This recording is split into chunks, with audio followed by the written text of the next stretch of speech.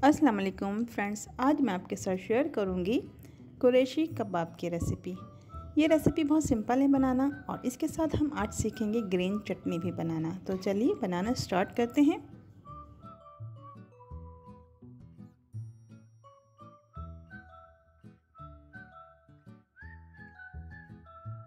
कबाब बनाने के लिए मैंने बीफ का कीमा लिया है और इस कीमे को मैंने चॉपर में 2 से 3 बार चलाया है। कीमा बिल्कुल बारीक होना चाहिए और इसमें पानी नहीं होना चाहिए। अदरक लहसुन का पेस्ट मैं डालूंगी, इसमें 1 खाने का चमचा 1 टेबल स्पून डालूंगी मैं। हल्दी पाउडर 1/2 टीस्पून डालूंगी। पिसी हुई लाल मिर्च 1 टीस्पून, 1 चाय का चमचा डालूंगी। आप इसमें कश्मीरी लाल मिर्च का इस्तेमाल भी कर सकते हैं। और नमक डालेंगे अपनी ज़रूरत के हिसाब से, तो मैं डालूंगी तकरीबन 1 चाय का चमचा। ज़ीरा डालेंगे पिसा हुआ 1 खाने का चमचा 1 टेबल स्पून डालेंगे और ज़ीरे को आपने भून लेना, ये रोस्टेड क्यूमिन पाउडर है। और जायफल जायवत्री का पाउडर मैं डालूंगी तकरीबन 1/4 टीस्पून। इसमें मैं गरम मसाले का इस्तेमाल बिल्कुल भी नहीं करूँगी, तो इसमें मैंने ज़ीरा जायफल जायवत्री का इस्तेमाल किया है। और ये प्याज है, मैंने प्याज को चॉप किया है और इसका पानी बिल्कुल प्रेस करके मैंने निकाल दिया है। तो तकरीबन 4 टेबल स्पून के बराबर हमने प्याज डालनी है। और ये हरी मिर्च, इसको भी मैंने चॉप किया है पानी के बगैर, ये तकरीबन 8 से 10 अदद हैं। और हरा धनिया डाल देंगे अपनी ज़रूरत के हिसाब से, जितना आपको डालना आप डाल सकते हैं। और लेमन जूस डालेंगे 1 खाने का चमचा 1 टेबल स्पून। और ये बटर है, बटर भी हम इसमें डाल देंगे 1 टेबल स्पून। बटर डालने से आपके कबाब बहुत सॉफ्ट बनेंगे, इसलिए मैंने इसमें बटर का इस्तेमाल किया है।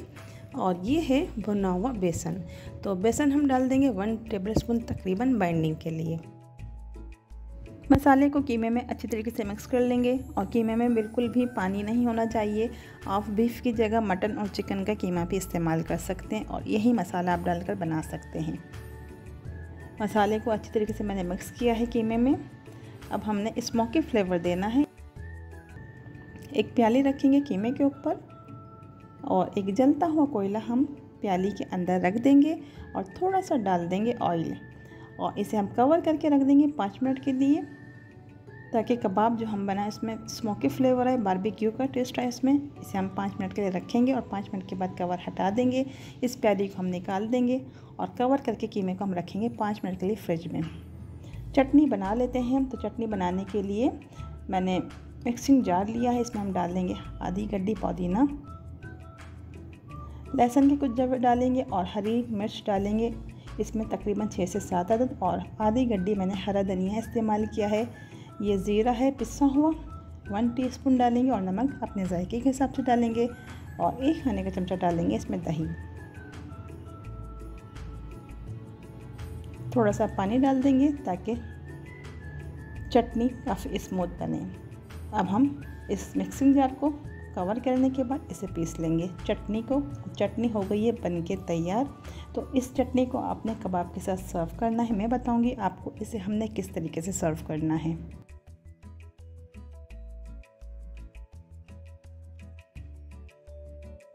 हरी चटनी हमारी बनके तैयार हो गई है, इसे हम रखेंगे साइड पर। और मैंने फ्रिज में से कीमा निकाल लिया है कबाब बनाने के लिए। अब आपने क्या करना है, हाथों को पानी लगाना है और कबाब बनाना है।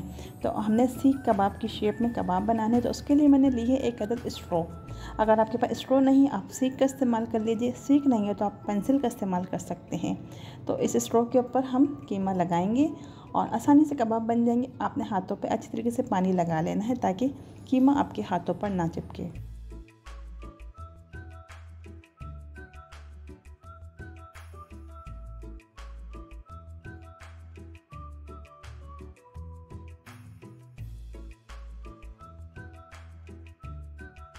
हाथों में अच्छी तरीके से आप पानी लगाएंगे तो कबाब की शेप भी अच्छी बन जाएगी और कबाब आसानी से स्ट्रो से बाहर निकल जाएगा। तो आप देख लीजिए, इसी तरीके से आप बनाएंगे तो आपके कबाब अच्छी तरीके से बन जाएंगे। आपने ऑयल या घी लगाने की बिल्कुल भी ज़रूरत नहीं है। और बाकी के कबाब भी मैं इसी तरीके से बनाऊँगी। तो लीजिए, मैंने तमाम कबाब बना लिए हैं स्ट्रो की मदद से। इसे अब आप फ्रीज़र में भी रख सकते हैं प्लास्टिक रब लगा के, 1 महीने के लिए ये ख़राब नहीं होंगे। अब हम इसे फ्राई कर लेते हैं। हम इसे शैलो फ्राई करेंगे कबाब को। और शैलो फ्राई करने के लिए मैंने फ्राई पैन में ऑयल डाला है और इसमें हम कबाब फ्राई कर लेंगे। तो अगर छोटा फ्राई पैन है तो आप एक वक्त में 4 कबाब फ्राई कीजिए, उससे ज़्यादा फ्राई नहीं कीजिएगा। और मीडियम फ्लेम पर आप फ्राई कीजिएगा, ज़्यादा हाई फ्लेम नहीं कीजिएगा, नहीं तो कबाब ऊपर से सिक जाएंगे, अंदर से कच्चे रह जाएंगे।